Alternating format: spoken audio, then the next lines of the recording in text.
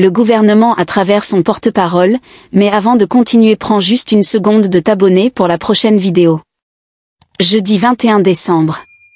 Le ministre Ousmane Gawal Diallo a annoncé que l'incendie au dépôt d'hydrocarbures de Kaloum est sous contrôle. Selon lui, les derniers foyers de flammes sont en phase d'être éteints mais, la zone reste extrêmement dangereuse et interdite à tout public. Suivant, il a déclaré que le gouvernement félicite l'ensemble des acteurs nationaux et étrangers dont l'intervention professionnelle et héroïque permet de circonscrire le sinistre. En ce qui concerne les victimes de l'incendie, il a affirmé que la prise en charge médicale gratuite se poursuit. Sur 241 blessés, 167 ont regagné leur famille, 74 personnes sont toujours hospitalisées, a-t-il précisé. À ce jour, nous déplorons 23 cas de décès dont 16 dépôts de corps parmi lesquels 10 cas ne sont pas encore identifiés. De nombreuses déclarations font état d'un nombre important de disparus. Les investigations de clarification sont en cours. Les services de santé et ceux de l'environnement font état d'une propagation de particules en suspension provoquant parmi des personnes consultées des troubles respiratoires, d'audition, de la vision et des céphalées. Ces patients sont pris en charge immédiatement dans nos structures sanitaires spécialisées. Au titre des dommages matériels, des bâtiments dans la zone impactée sont fragilisés et présentent des risques pour les habitants. La commission d'évaluation du sinistre a entamé le recensement des dégâts physiques provoqués par l'explosion. Aussi, le dernier recensement effectué par une équipe mixte de services sociaux a dénombré environ 1100 ménages affectés et pris en charge.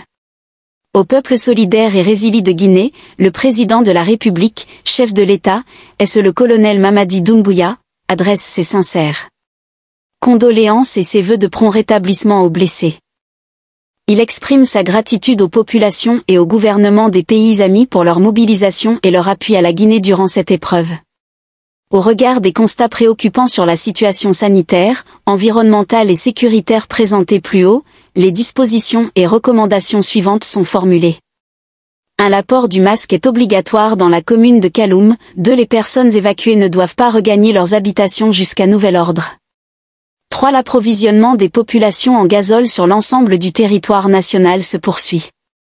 4. La circulation des camions-citernes est soumise à une escorte sécurisée et un ordre de mission.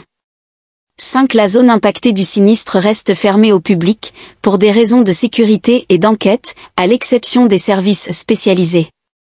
6. Pour une meilleure coordination dans la remise de dons et des contributions, un communiqué sera diffusé à cet effet. Le gouvernement poursuit les efforts pour la mise à disposition de l'essence dans les meilleurs délais.